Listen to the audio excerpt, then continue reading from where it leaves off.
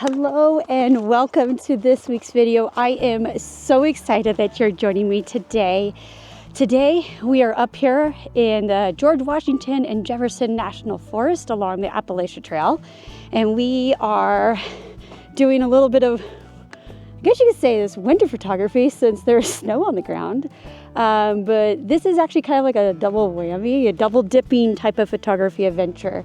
So I specifically chose this particular trail because it has a lot of eastern hemlocks, and I am currently volunteering with this organization called Adventure Scientist, and they are currently doing a Tracking Eastern Hemlock Project. And so what they're doing is a whole bunch of volunteers along the eastern coast of the United States are out going through designated trails and national forest, collecting data information about the eastern hemlock tree, which is currently being devastated by the hemlock woolly adelgid. And so what I'm out here doing, along with the other volunteers that are a part of this tracking project, is we are collecting and trying to find some lingering hemlocks that could be used for potential reforestation efforts. So I am mixing volunteering and photography, and I'm excited to explore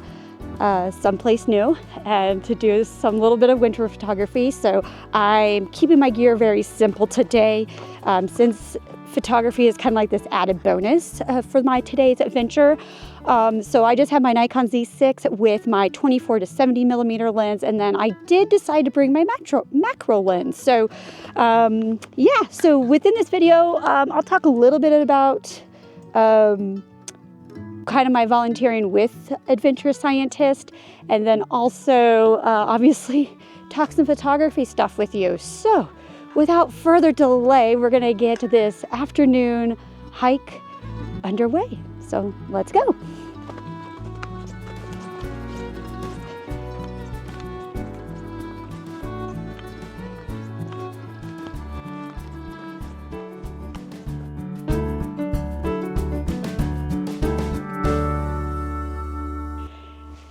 Okay, so found an eastern hemlock, which is this tree that's right here.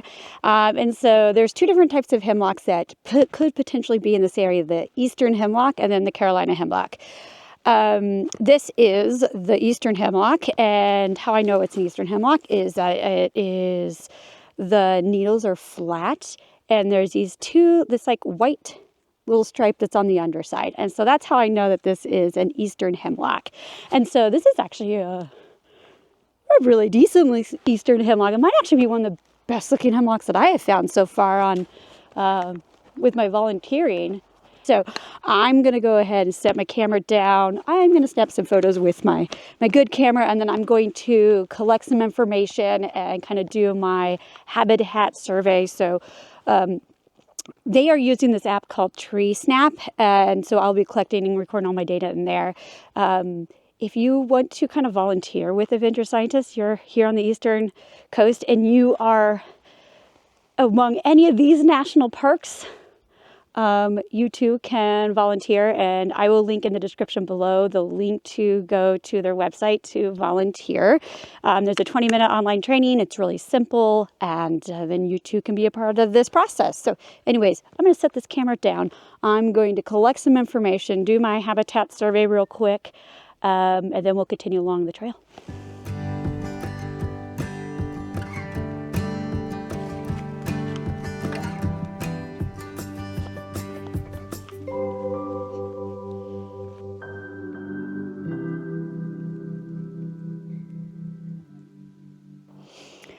Okay, so just walking along the trail, we're a little bit halfway through, and I've gotten some eastern hemlock observations recorded, and I just wanted to talk about this composition that is right behind me along the trail. And so I'll talk a little bit about what it is that caught my eye that made me want to take a photo.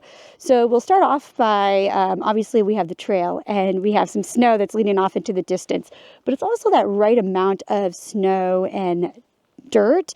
So it's just kind of, it's not a monotone type of trail, which I find interesting personally. And then what really caught my eye though was the fact that there is, you can kind of, there we go.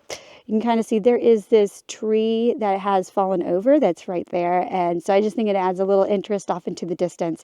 And then along the trail edges, there is I think like mountain laurels and some other like evergreen type of plants that just kind of help border it to kind of give it a little bit of structure. I think structure is the word I'm going to use for this composition. The other thing that kind of caught my attention too was this tree, or rather this group of 3 trees right here, which I'm really bummed that I did not bring my winter tree identification book to ID this tree. But I just think that it has some really great textured bark. So I am going to take a couple photos. One, I'm going to take a photo of the trail, and then I'm also going to get some good photos of the texture of this tree, which of course I will then ID when I get home. I'll try to ID it and tell you what kind of tree it is. So, but yes. So, anyways, I'm going to set my camera down. I'm going to snap those photos and share those with you here in just a few.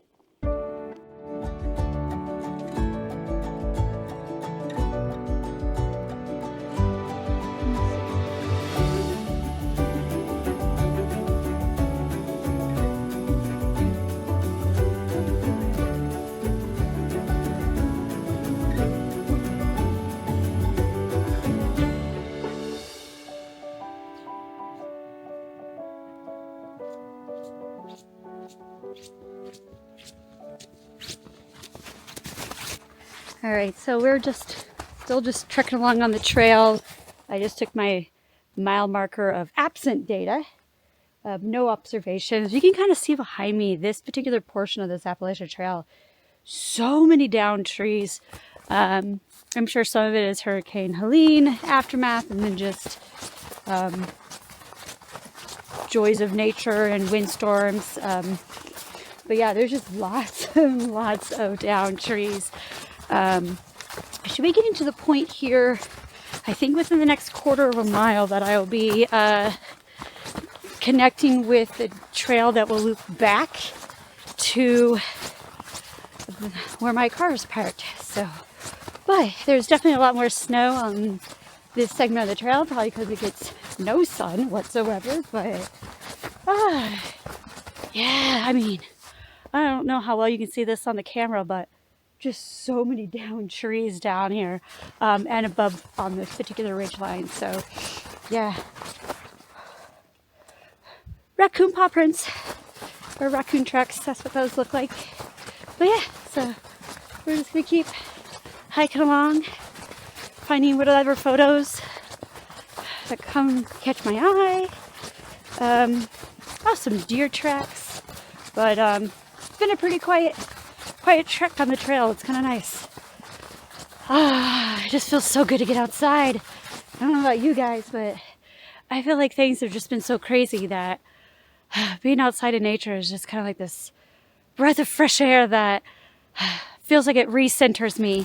And I've needed this. I almost didn't come out this morning or today because I was like, nah, I'll do some other things, but I was drinking my hot tea, eating my waffles and strawberries, and I was like, oh my gosh, I want to get outside right now. So that's what I did. So gorgeous.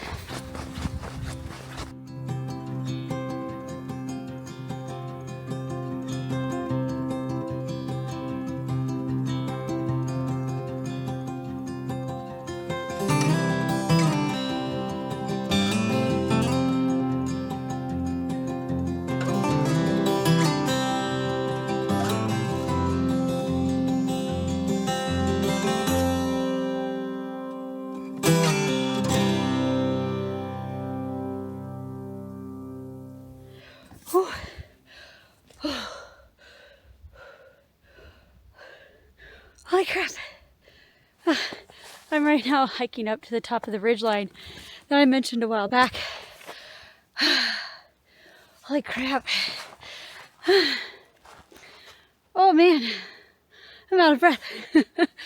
Oh, so right now, the forest where I'm at right now has actually a ton of white pine trees. That like big thing right there is that right there, that tree is a white pine. There was a couple hemlocks again. No, very lack of presence of the HWA, the hemlock woolly adelgid. So, but yeah, oh my God. Whew. So I've gotten off the Appalachian Trail and now I'm doing the Hickory Ridge Trail, which will take me back to the parking lot. But apparently it also involves hiking up to the top of the ridge. Man. Whew.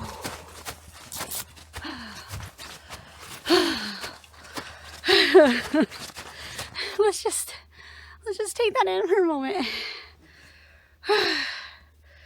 This is gonna, oh my God.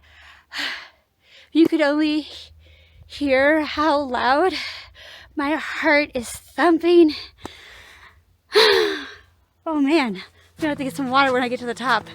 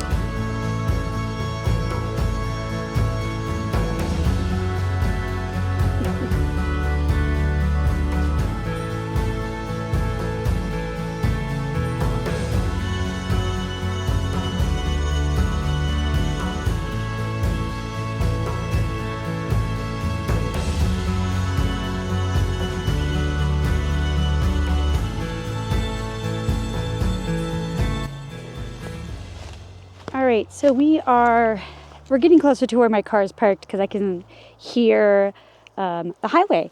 So figure I'll go ahead and kind of wrap up this week's video. It was actually a really nice day to get outside. I'm glad that I came, even though I got a later start than I normally would when it comes to hiking. But I'm so glad that I made the drive up here into Virginia.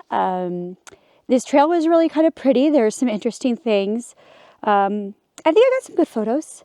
Maybe not portfolio-worthy photos, but that's not why I go out and do nature photography hikes.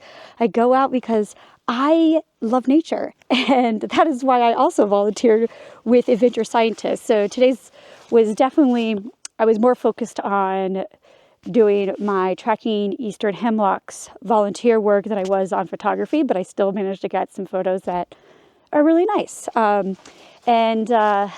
Definitely lots of eastern hemlocks, lots of white pine too as well.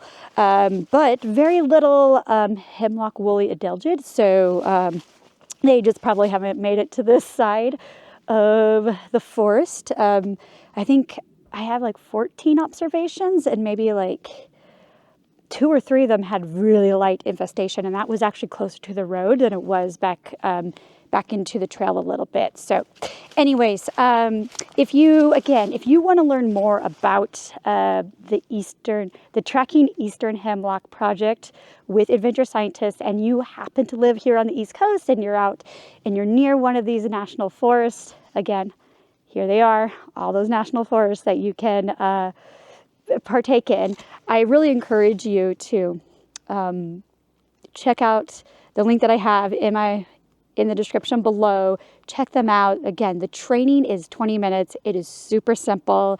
And then you could just think about the fact that you're helping to collect data and information that will help to conserve our nation's forest. So again, check them out. This is my third timber tracking project that I've done with Adventure Scientist. And I absolutely love it because I'm out doing what I normally do anyways, and then I just throw in some citizen science into the mix. So Anyways, if you liked this video, because we're wrapping it up, please consider giving it a thumbs up or sharing it with your friends and family. If you have not yet subscribed to my channel, I really hope that you do, so you can continue to come along on my photography adventures. Anyways, you guys have a fantastic rest of your day. We'll see you guys next time. Take care. Bye.